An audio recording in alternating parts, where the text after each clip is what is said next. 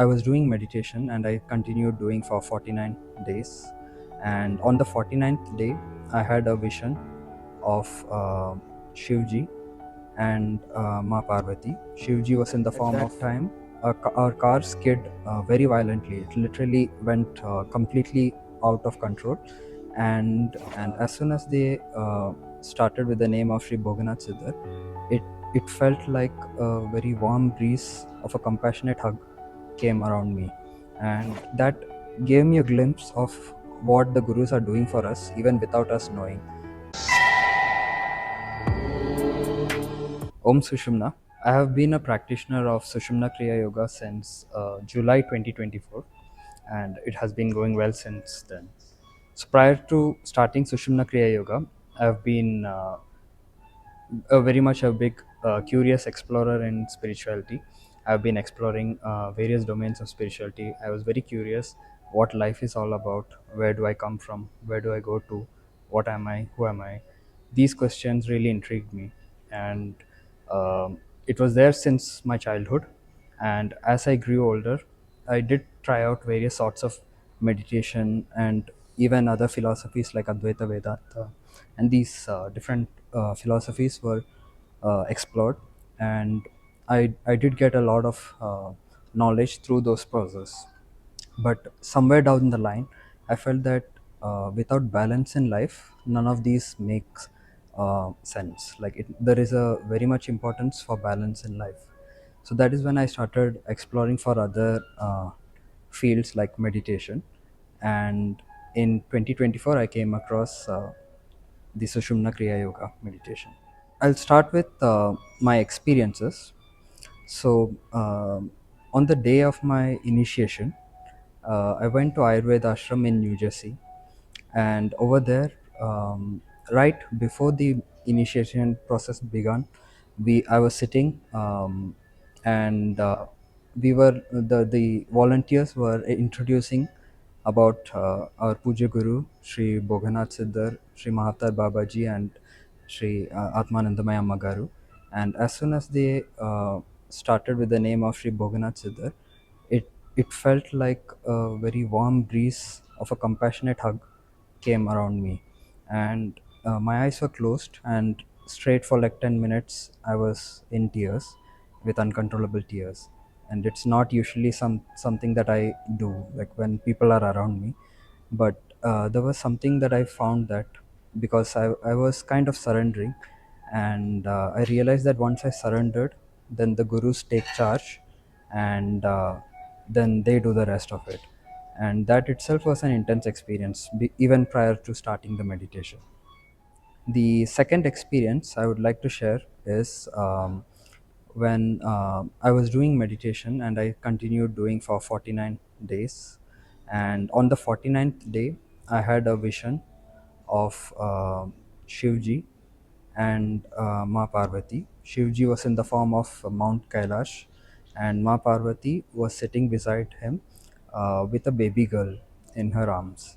And at that time, I did not know who that was. And then there was also a king facing the mountain and Ma Parvati, and he was like praying towards him. So it looked like a symbolic representation.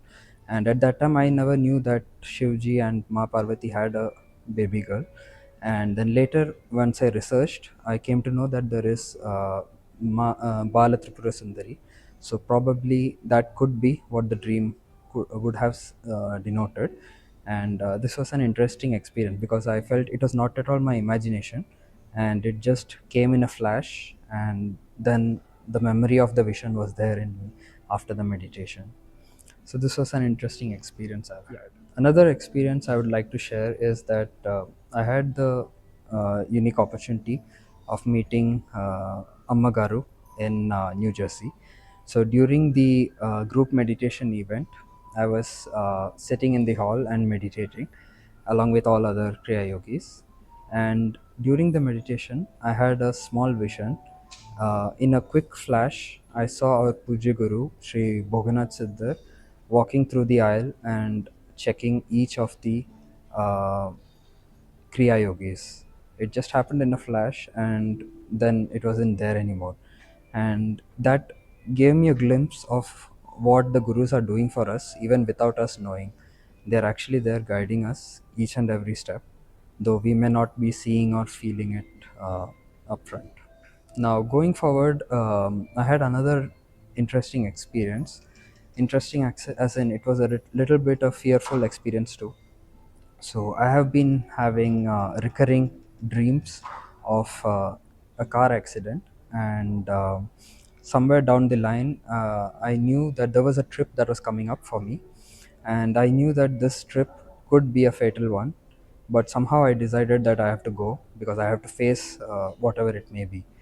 So at that time, we were going with our friends on a particular trip, and I was hearing a sound from the right tire, right backside tire, but the friends weren't hearing it either. But I was feeling something was wrong, and I just kept chanting within myself, Mangalam Nitya Shubha Mangalam, and we continued going. As we continued to go, we it was all okay for the first 2 days of the trip, and we were returning back, and at that time it was raining very heavily, and it was night time. And as we were going, we reached a particular point of the street where there was not a single car around in either directions. And at that time, our car skid very violently. It literally went completely out of control. And I just realized, oh, this is really happening, like whatever I was seeing in the dream. And it was completely out of control, and I just kept chanting Mangalam Nitya Shubha Mangalam.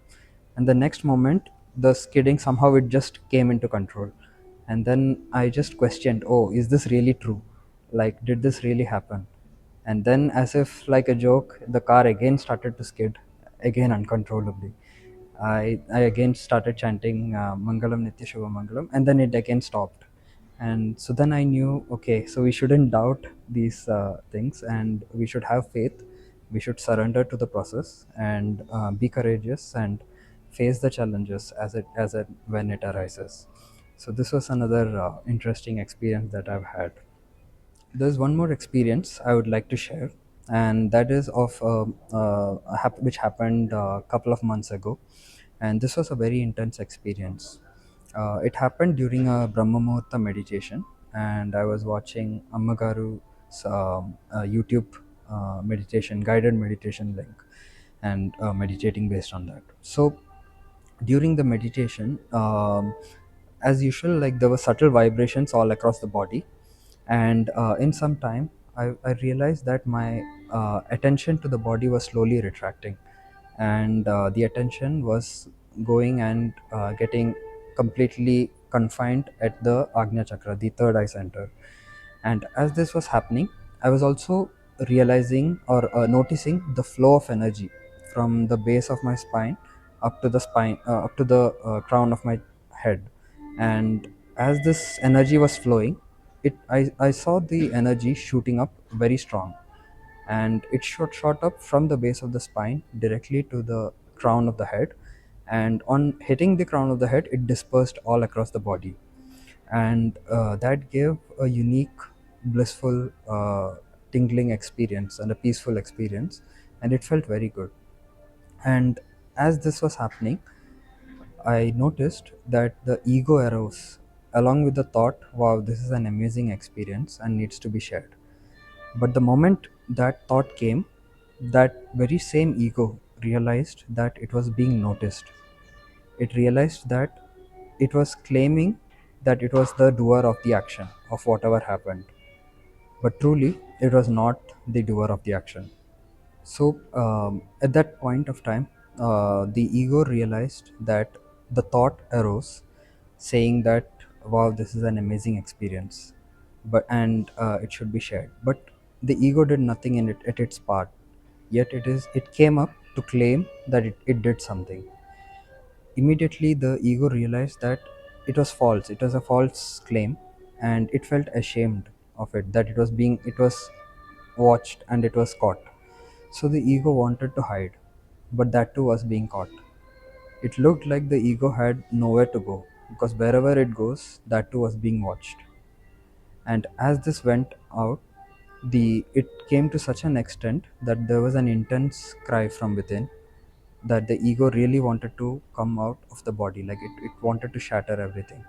And that released a lot of immense energy, and that could be felt so strong that it couldn't be explained well enough in any words.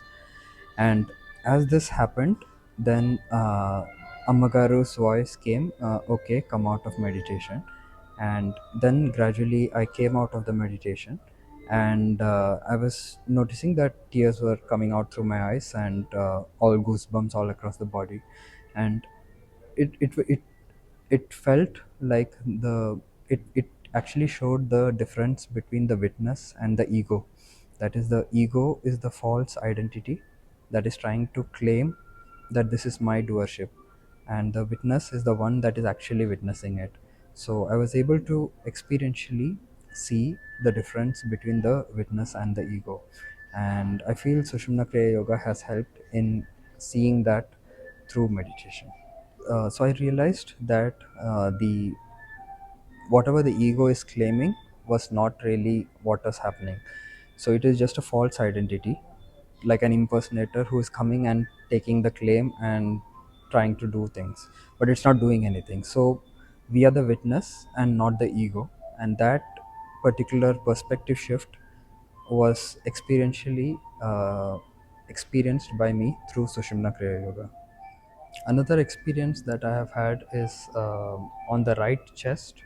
I used to feel always a rotating ball of energy, and it would bring up a lot of sense of detachment.